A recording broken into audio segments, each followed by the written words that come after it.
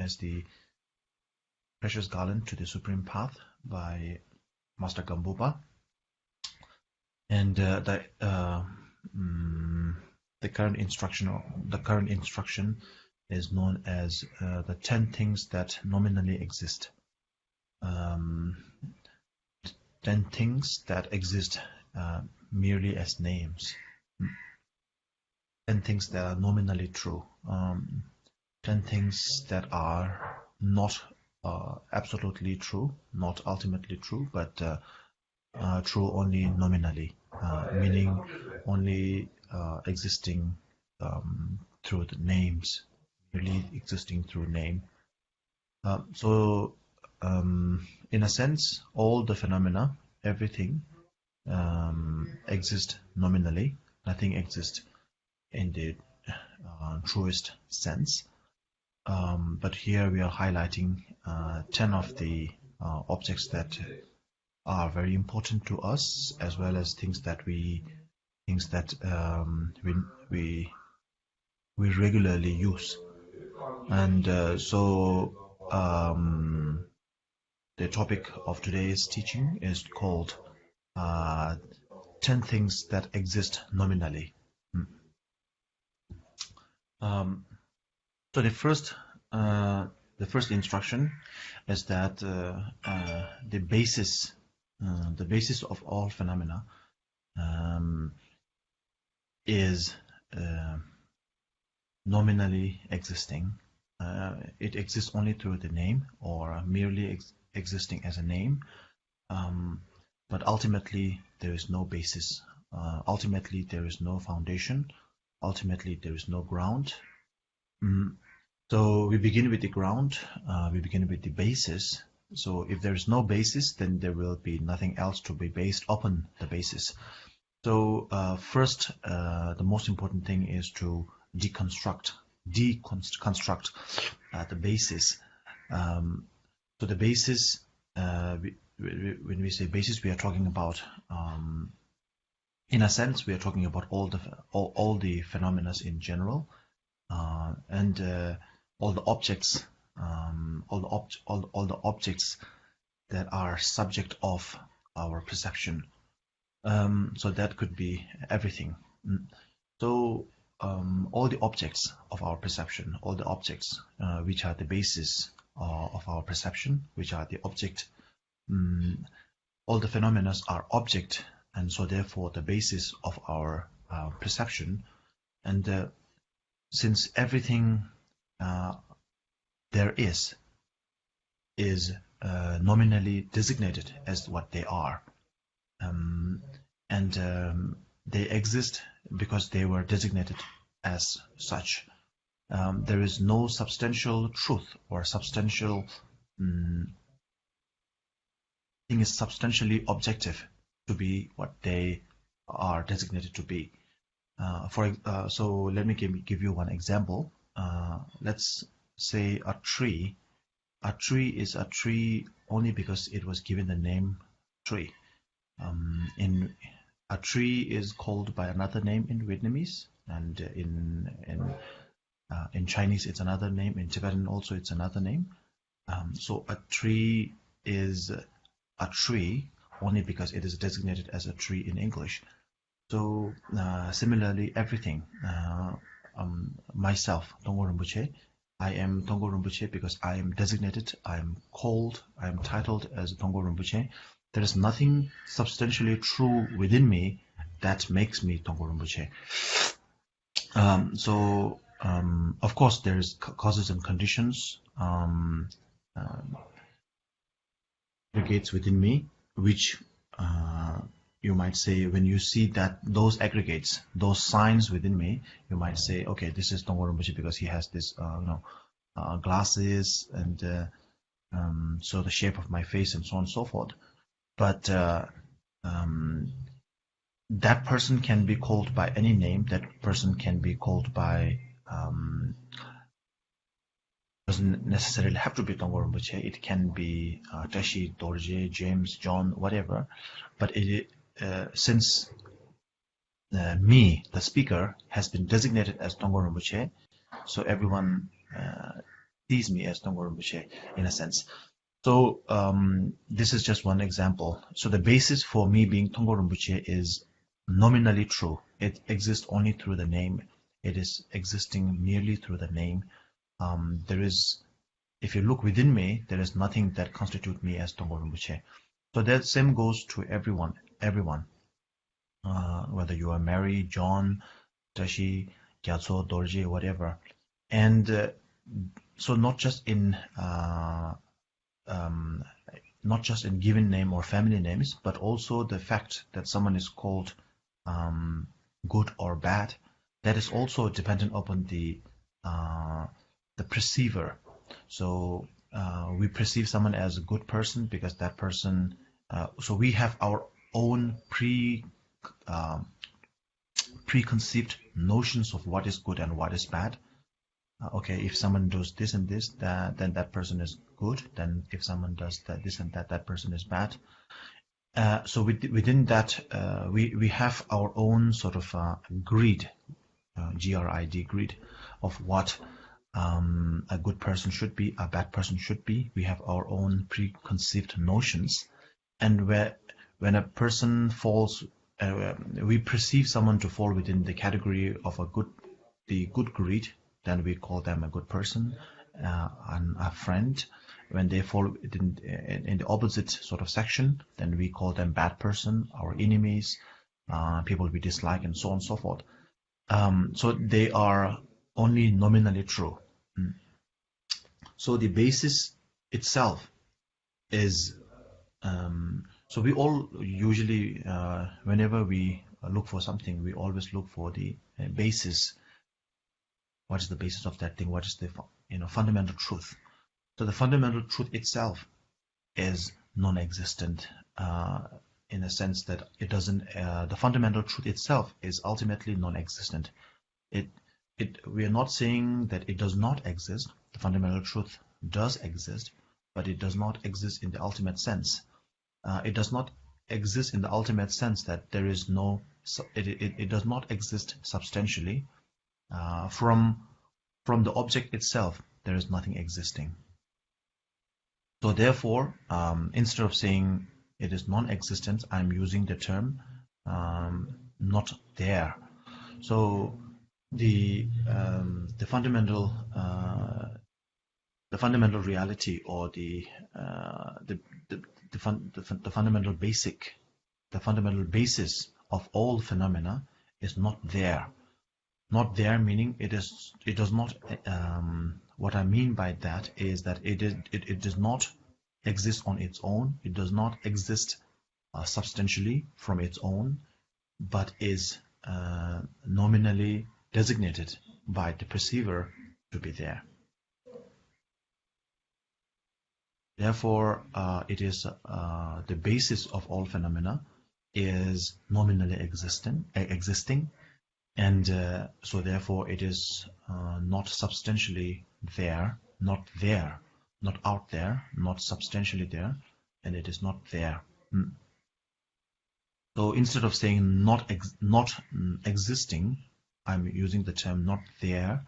So when I say not there, so here and there. So when I'm saying not there, what I mean is everything exists due to the designation made by its perceiver, and so therefore its existence solely relies upon here, or the perceiver, and not there, or the object itself. So the basis is very important. So once we settle with the basis, once we understand the basics, once we are able to grasp the familiarize ourselves with the process of the how the basis, or the ground, or the fundamental the fundamentals of the all the phenomena are nominally true, then we will be able to build up top of the basis. So the basis is very important. So that's why I made a long explanation. So the first line says that the basis or actually the term used in the book was ground. So ground, basis, fundamental. So they're they're all in the same line. So the basis of all phenomena is inexpressible or inexplicable. So therefore, it is nominally existent, and not substantially true. So what it means here is that the reason it is called, the reason it is said that the reality, the nature, the reason why the nature of the basis, the ultimate nature of the basis is inexplicable, is because of course we can try to explain it, but no matter how we try to explain it, no matter how we try to express it, it cannot be expressed as it is. So we can say something similar, we can explain something similar, we can describe something similar, something that resembles what it is, but what it is can only be experienced, felt, perceived, and not be expressed as it is. So therefore, since the fundamental truth, when we say fundamental truth, we are actually referring to the emptiness. When we say things are nominally true, it means there's a catch here, right? When we say things are nominally true, things are merely existing through name, but that just name, but that just thing actually tells us that things do not exist on its own. Things are not substantially true. So that things not being there substantially, things not being there ultimately on its own, by its own, is actually the emptiness. So when we say the 10 nominally existing phenomena or things, we're actually referring to emptiness here. And so emptiness is something inexplicable, something that cannot be expressed as it is. We're not saying emptiness cannot be explained. We're saying emptiness cannot be expressed. So the difference here is, of course, we can always explain something. Even if we have not been to America, we can explain how America looks like or this and that. Even if you have not met John, we can explain what John looks like, this and that. But to express it, you have to actually be there. You have to be John to express what John is, who John is. So to express something, you have to you have to experience it first, and then only after experiencing something you can express it. So therefore, emptiness can not be explained, or cannot be expressed, especially not people like us, ordinary people. Only the Buddha can express and explain and express what emptiness is. So anyway, the point is the fundamental nature, the ultimate nature of the ultimate nature of fundamental reality, or all the phenomena, is inexplicable, inexpressible. It cannot be expressed by those who have realized it. Even after you realize emptiness, you cannot express it as you have seen it. The person who can express emptiness just as they have seen it, they have perceived it, they have experienced it, is the Buddha alone. So for the majority of us, since we cannot express what it feels to experience the realization of emptiness, therefore emptiness is sometimes referred to as the inexplicable, the inexpressible. So this is the point that we are talking about here when we say the ultimate nature of the fundamental truth, or the reality, the basis, is inexplicable, inexpressible. This is what we are talking about. Okay, so the first instruction is the first point is cleared now. Now we go to the first point is the ground or the basis, and now the second is the path. The path. Since there is the reason I spent quite a long time explaining the basis is because once you understand the basis, then you will be able to replicate that understanding to the rest of the instructions. So we apply the same method, same procedure of logic to the rest of the instructions, the rest of the points. So since the ground or the basis itself is nominally existing, not there, so therefore the way the person who treads on the ground, the individual who walks, who treads on the ground itself, that person itself is also nominally existing. It does not exist on its own. It does not exist substantially. So the person who treads on the ground is non-existing in a sense. It is not there. Let's use the term. It's not the person who walks on the ground or the basis is not there. So since the person who treads on the ground is not there, there is no person to tread on the ground. Since there is no one to tread on the ground, there is no path. Because path or a way is a path is a way for someone to tread upon to get from one destination, or from one position to another position, one direction, one destination to another destination. That is called a path. That is called a way. So since there is no wayfarer, or there is no one to tread upon the path, there is no path. And so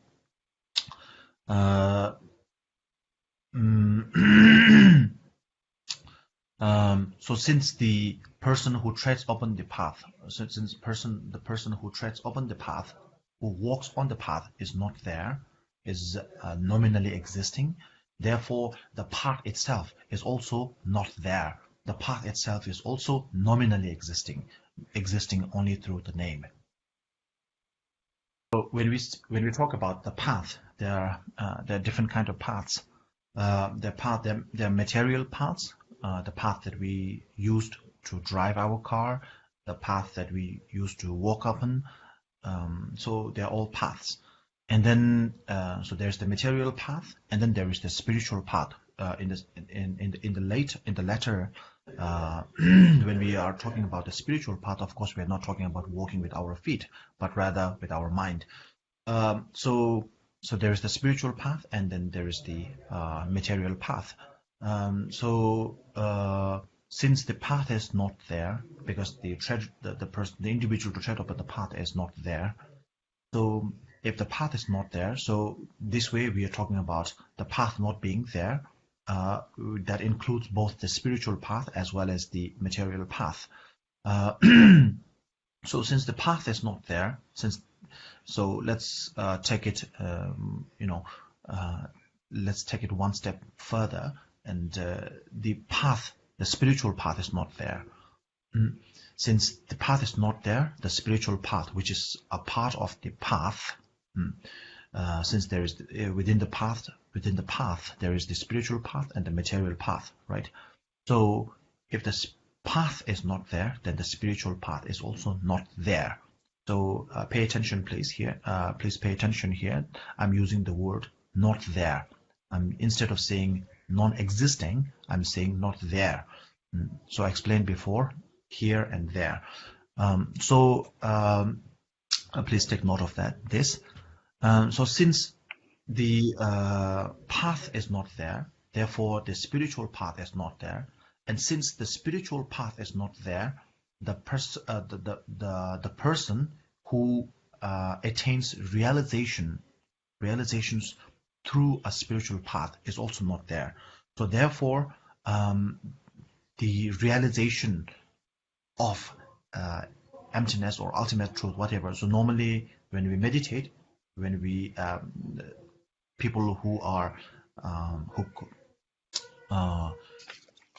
deemed as spiritual practitioners or seekers, what we are looking for is the ultimate truth.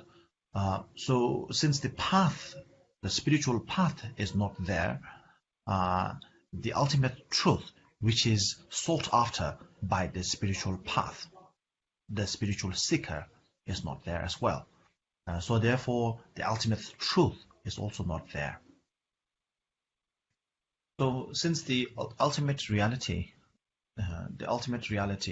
which is the sort of the ultimate object of all the practitioners, all the seekers, since the ultimate reality is not there, then the spiritual experiences gained from realizing the ultimate truth is also not there.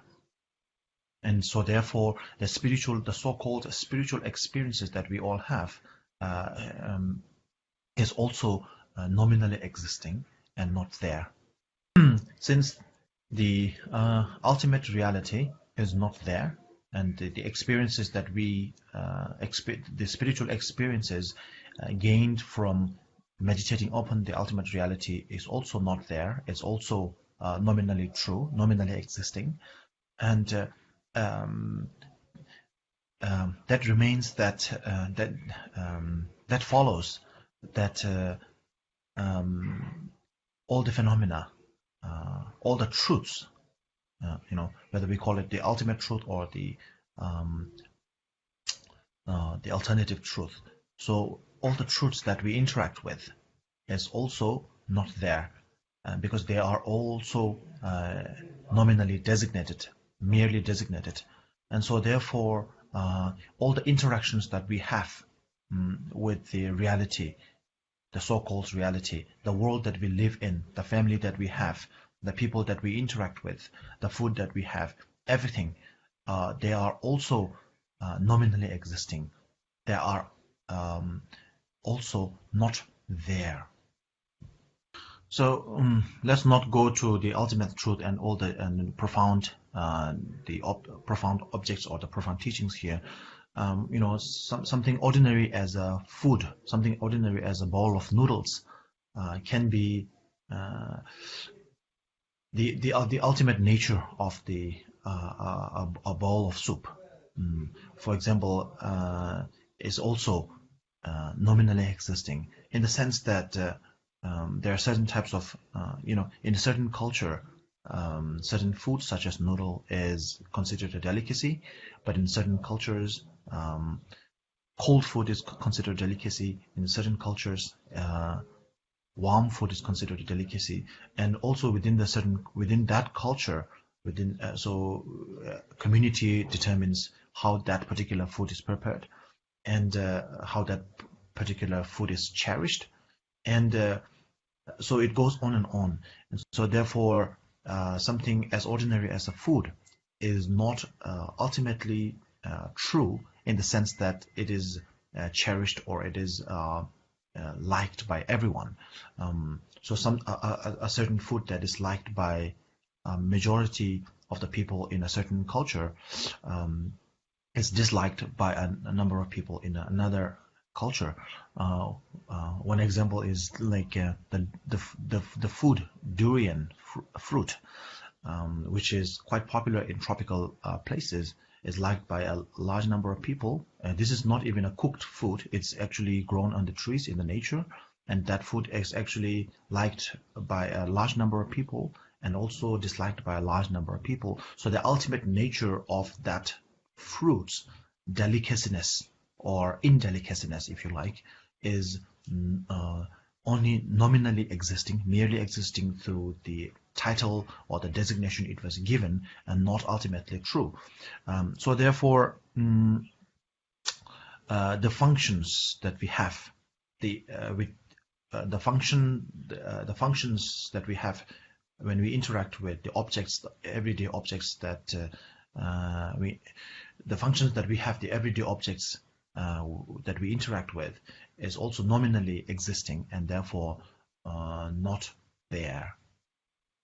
So once you understand that, I mean, if you say it just like that, it doesn't make much sense because, okay, of course everything is there, right? But if you if you introspect, if you stop everything for a second and then think slowly how you interact with objects, how you like and dislike things, and majority of the things that we like is we like them because we are accustomed to liking them since our childhood through people that we like. You know, our grandmother gave us this food when we were small, so we used to love it. Our parents and our community told us this is a good thing to do. It is a, you know, a good thing to respect our elders and the monks and so on and so forth. So that's why we are doing it. That's why we feel some sort of like goodness when we are doing it. So in another community, it's totally the opposite.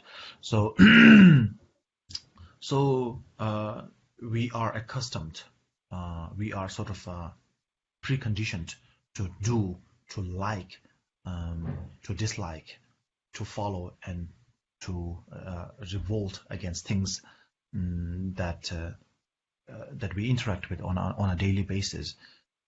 So therefore, all phenomena, not just the ultimate realities, but also the ordinary realities that we interact with on a daily basis are also nominally existing. And so therefore, they are not there.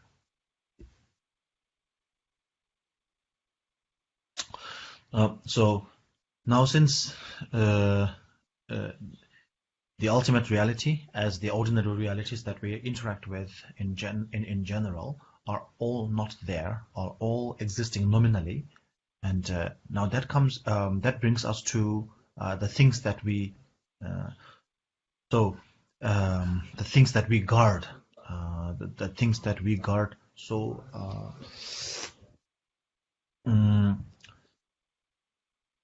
so the for a practitioner who can, so we, as I said before, we have to build upon the basis. We have to build each of these points one upon another. So for someone who is able to see who is able to see the ultimate reality, and for someone who is able to see that the ultimate reality is not there, and all the ordinary realities that we interact with is also not there.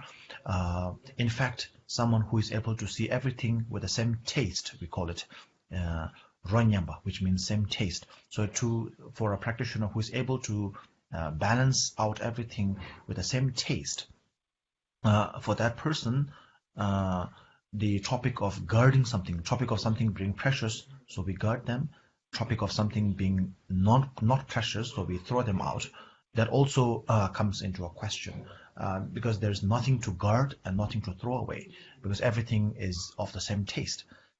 So this brings us to since there's nothing to guard and there's nothing to not guard, so therefore the topic of samaya, or the commitment, following your commitment to the guru, or following your practice, following your commitment to the practice, and so all these things, they also come into question, and they are also not there. They are also nominally designated, nominally existing. So so the question of samaya, the commitment, is also nominally existing. So this is why we have to build one understanding upon another. So if you don't have the previous understandings, if you don't have an experiential realization of the previous topics, then of course you have things to guard, you have things to keep, and you have things to throw away. But if you come to this stage where you no longer are attached to anything, you are no longer controlled by the outside phenomena, external phenomena. By external, I mean not just like material objects, but things that occupy our mind at all times. So when we are not bothered by these things, when we are not bothered or taunted by the external objects, then we are ready to step on the next stage, which is samaya, or commitment, or things to guard, things to keep, and things to throw away, doesn't matter at all to us. So therefore, at that stage, samaya, or commitment, also becomes nominally existing, is merely a name, and so therefore there is nothing to keep as a samaya, and nothing to throw away as nothing to keep and nothing to throw away. So the things that so there's nothing to keep and nothing to throw away. There's nothing to gather. So since there's nothing to gather, there is no gatherer. So the gathering and gatherer are non-existent in the ultimate sense. Therefore, the two accumulations, so normally we call the accumulation of merit and accumulation of wisdom, we call it Tsok-ni, which is normally, when we say Sangye Chodang Tsok, Tsok is the accumulation. So accumulation of merit, which is very important for our practices to understand, to gain insight into the to cut the ties with samsara, we need to gain insight into the ultimate reality, which is the wisdom. And in order to have wisdom, we need the support, the backing of the merit. So there are two accumulations are the sort of the backbone of a practitioner who is seeking Buddhahood. The two accumulations are accumulation of merit and accumulation of wisdom. So this is what we normally regard as the two accumulations are the most important, like the two pillars of the temple, which is building the Buddhahood. But now we look at it that from a practitioner point of view, from a practitioner of the ultimate truth, practitioner of the meditator on emptiness, then we see that since there is no gathering and no gatherer out there, then there is no accumulation as well. So therefore, the accumulation, the necessity to accumulate the two accumulations, accumulation of merit and accumulation of wisdom, also not there. Non-necessity, not there, and therefore it is nominally.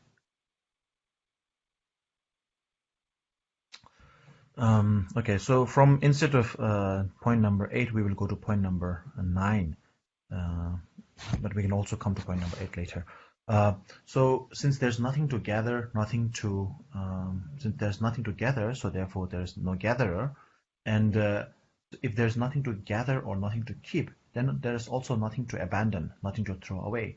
And so therefore samsara, which is the point we reach after abandoning all the negativities, is also not there. The escape from samsara is also not there. Samsara is also not there, and so therefore the need to escape from samsara is also not there. And so now we will go to point number 8. So in order to escape samsara, in order to get away from samsara, we need to purify ourselves. So since there is no samsara, there's no need to purify ourselves, because the purification and the person who purifies is also not there. So remember, I told you to keep a note of the word "not there." So since the person who abandons all the negativities in order to get away from samsara is not there, samsara is not there, and therefore the purification, the routine, the purification routine to get out of samsara is also not there. So purification and impurities and purities are also not there. So that's why it is said that for practitioner, for a serious practitioner, there is no purity and impurity. In Tibetan we say Nenjo Bala Zangzo Me. For a practitioner, there is nothing pure or nothing impure. But we are talking about serious practitioners here. For ordinary so-called practitioners like us, people who call ourselves practitioner, of course, there's a lot of purities. There's a lot of pure things that we want, and impure things that we do not want. But for a serious practitioner, of course, there is no such things. And okay, now let's go to the point number 10, which is, since there is no samsara, there is nothing to abandon, and therefore there is no samsara, and there is nothing to purify ourselves with. So therefore, it also follows through that there is no attainment at all. There is no fruition. There is no. Normally, we have something called the ground, the path, and the fruit. The ground is the basis. The fruit, the path is the way, and the fruit is the result. So there is no result. Because there is no ground, there is no path, and since there is no path, there is no result. There is no destination because there is no path. Why there is no path? Because there is no ground at all. There is no space. No ground, no path, so therefore no destination or no fruition, as we call it. So there is no Buddhahood, there is no Buddha, so there is nothing out there. Everything is nominally existing. Now, that is point number 10. So we conclude everything here. Oh, yeah. So the teaching is done. If you have questions, you are welcome. I have a question, Rinpoche. Please go on. Prostrate to Rinpoche. Why we have not gained the realization of emptiness, but we have some understanding of it regarding nothing to keep, nothing to throw away, and nothing to gather. How can we avoid being depressed with this understanding? Thank you, Rinpoche. Oh, yeah, thank you for the very good question. Actually, I would say the opposite. It is a very good thing that you are distressed about this. You have to be distressed about this. You have to be stressed out about these things. There are thousands of things that we are stressed about in our daily life, which is not that productive, which doesn't really bring much result in the long term. But being stressed about the ultimate reality, that spiritual path, what to gather, what not to gather, the true accumulation, so on and so forth, this is very beneficial, actually. Another thing is, when you are stressed about these things, it means you are it has an impact upon you. If it doesn't move you in any way, if it doesn't distress you, if it doesn't stress you out, it means it is not impacting you in any way. So the very reason that it is distressing you means actually it is touching the core of your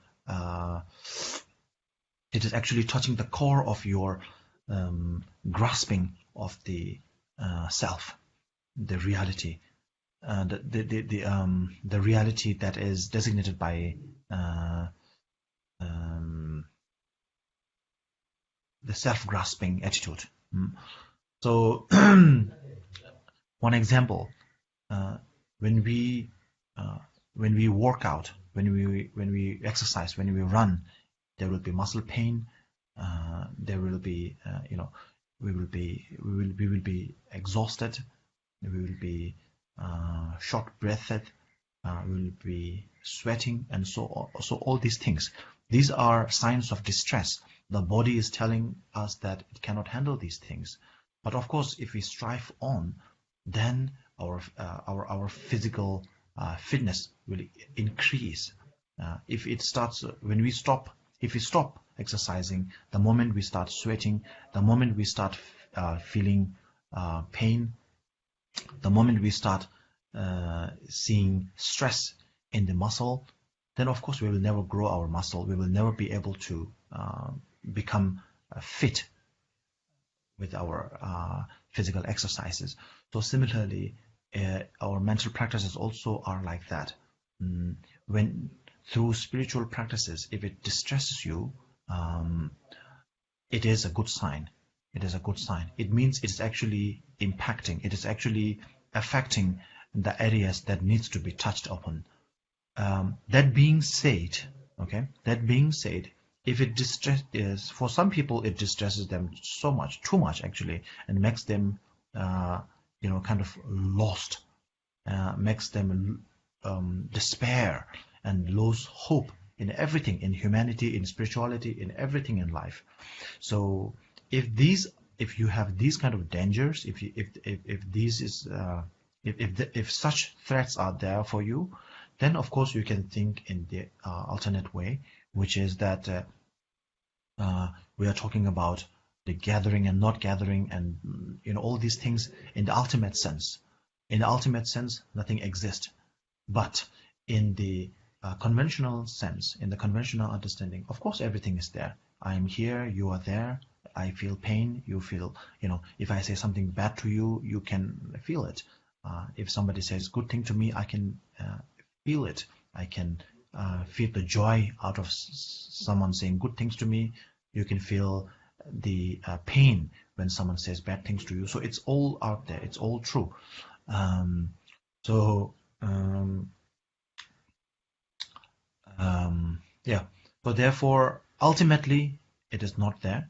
But in the conventional reality, it is there. There is a Zen saying.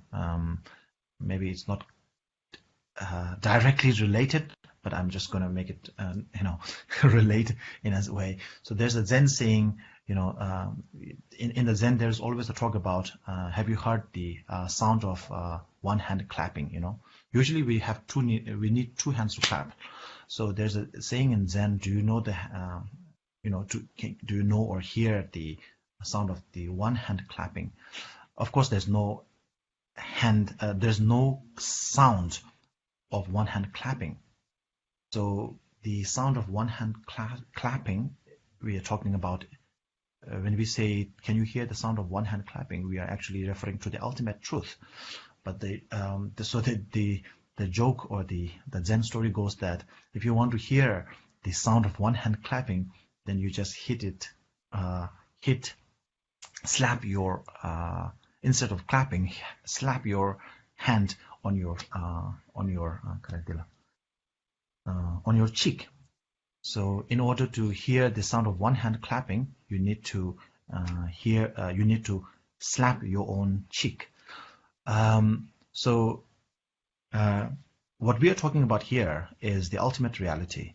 So if the ultimate reality is too distressing, then of course you can always come back to the alternate or the conventional reality by hitting yourself on the cheek.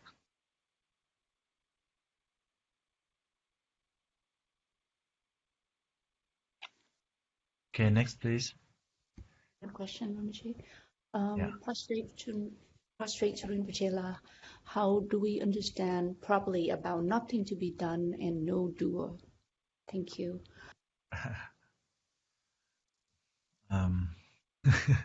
Why do I have a feeling that it's got something to do with laziness? There's nothing to do.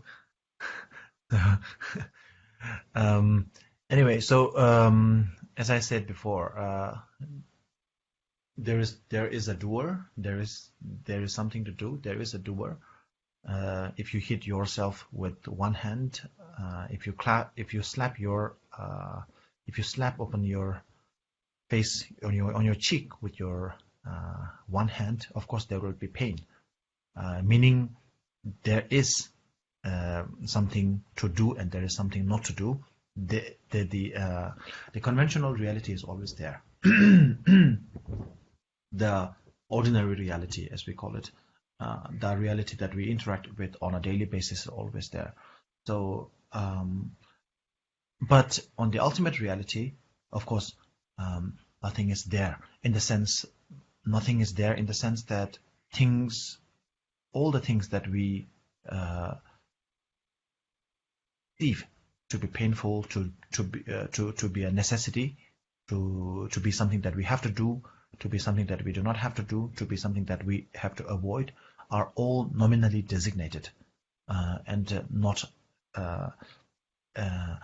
there. So therefore, understanding properly about about nothing, doing nothing, and nothing to be done, one needs to understand, as I said before, the very, very first rule, the first point, which is the ground reality, has to be established first. And when you have the ground, then you can build upon the ground each floors of understanding, different floors. There's no path, there is no gathering, there is no nothing to avoid, nothing to gather, so on and so forth. So different floors of realization can be stacked upon, can be built upon after getting a firm understanding, firm grounding, a firm grounding of the first point, which is the basis. So even though we feel like we can understand it, because I'm explaining it in simple English, and it's, you know, you have a very good translator to be translated it into your own language. So you can, I'm using very simple words, so therefore it's quite comprehensible. But literal understanding of a certain term and the spiritual realization, experiencing the spiritual realization of the theme is totally different. If it's like so the spiritual understanding is not like scientific, it's not like studying material fields. Like if you have a mathematical problem or some scientific problem or some scientific complications, it can be explained, and once you understand it, once you get it, you get it. That's it. There is nothing further to go. But in spiritual realization, most things are easy to comprehend. If you, for example, let's say compassion is very important. It's very easy to understand. Of course, compassion is important. You know, we all need love. Oh yeah, we all need love. It's very easy to sort of comprehend. It's easy to sort of like get it, and to get it within. That is the problem, you know, to get it and to get it within. So this is the difference. And in material knowledge, in all different material knowledge, whether it's a mathematical, scientific, or economical, or whatever, once you get it, you get it. But with spiritual practices, with spiritual knowledge, once you get it, you haven't got it yet. Only when you get it within, then you have got it. Good question. Oh, next, please. We have last one. Right. Dear Rinpoche, how do we motivate ourselves if the ultimate reality is not there? Very good question again. So the reason we always look for an ultimate reason, you know, what is the ultimate reason we do it? What is the, you know, why are we doing it? You know, we always need some sort of a tangible, sort of something that we can point at, something that we can touch, something that we can feel, something that is, what is the term here? Something that we can, you know, we always look for an ultimate explanation. What is the main reason why we are doing this? What is what is the you know? So we always ask ourselves that all the time. The reason we do that is because we are so much accustomed to materialism. First thing. Because we are so accustomed, so used to materialism, so therefore we always need something tangible, something tangible to tie with. So if it is an ultimate reality, there should be. If there's no ultimate reality, if nothing exists ultimately, then of course what's the point of doing any of these things? the question arises because we are accustomed to a material world, and to be away from something materialistic, something truly existing, something realistically out there, is so discomfort for us, true discomfort for us, something that we cannot stand, something that makes it that bothers us a lot. But the true reality is that again, we have to use those terms because we live in a materialistic world. So even to explain something non-material, we have to use materialistic words to explain that, to explain something non-material. And that is the very reason why in the very first instruction we have the saying, the ultimate reality is inexplicable, inexpressible, and also incomprehensible as well. So, if you remember in the first lesson, it says the emptiness, the ultimate reality, the ground, which is actually, we're talking, the nature of the ground of reality, which is a reference to emptiness, is actually inexpressible. Remember, the first instruction says that. So, the ultimate reality is inexpressible. The reason it's inexpressible is because it is something non-materialistic, but we have to use materialistic terms to explain it. So therefore, we have to substitute something inanimate to explain an animate object, and to do so, or vice versa, to use a tangible object to explain an intangible object. In order to explain emptiness, we use sky. Sky is a tangible object. In order to explain emptiness, we use space. But space is also a tangible object because we can interact with space. If you pour water into an empty space, that space can be filled. So the space is tangible. It is, even though we cannot sort of like directly perceive it, but it's still tangible, because we can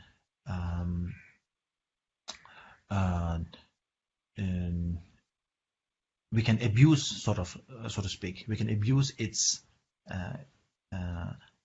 territory.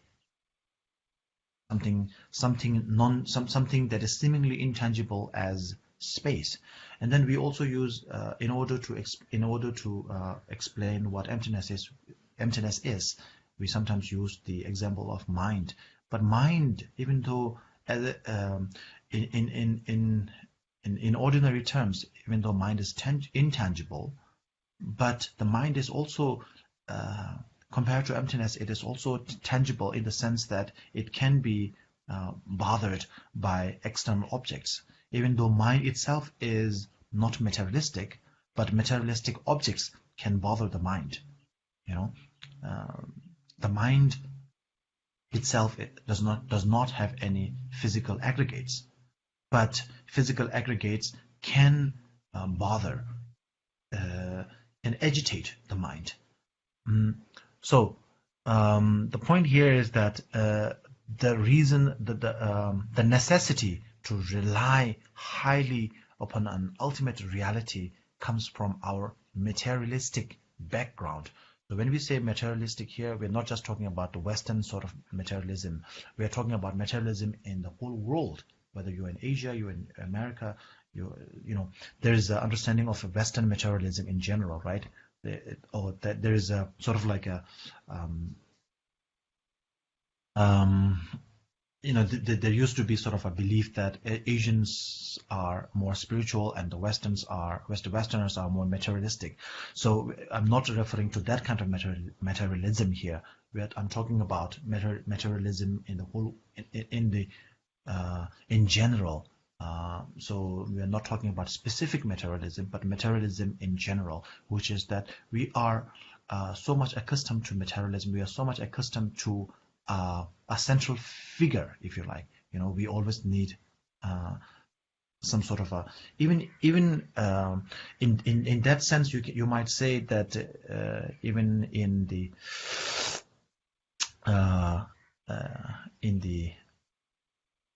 in Asian cultures, or in we also rely so much upon materialism by relying upon a central figure. We need, the head of the family, or the guru, which becomes the central figure of the whole sphere of spirituality. So we rely so much on the guru, and the guru becomes the central figure. So we become materialistically reliant upon the guru. Once we understand the true teaching of the Buddha, we ourselves are our teacher. We do not have to rely upon a materialistic guru out there. And that is the very reason Buddha said, you are your own master. And also he said, you are your own enemy. You are the person who is destroying you. You are the person who is building you. So therefore, since you are your own builder and your own destroyer, so therefore you are your own master.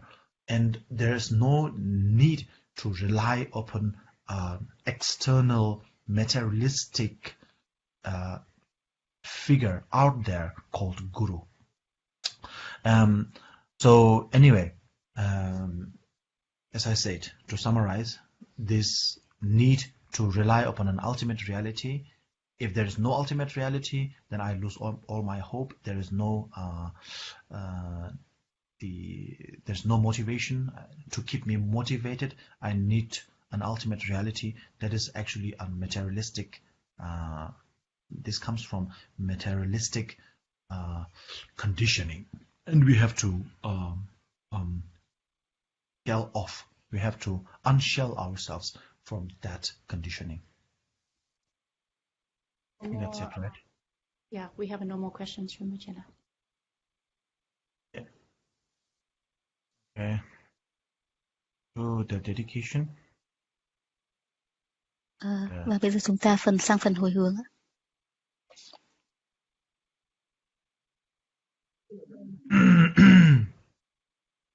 Yewan di nyordo da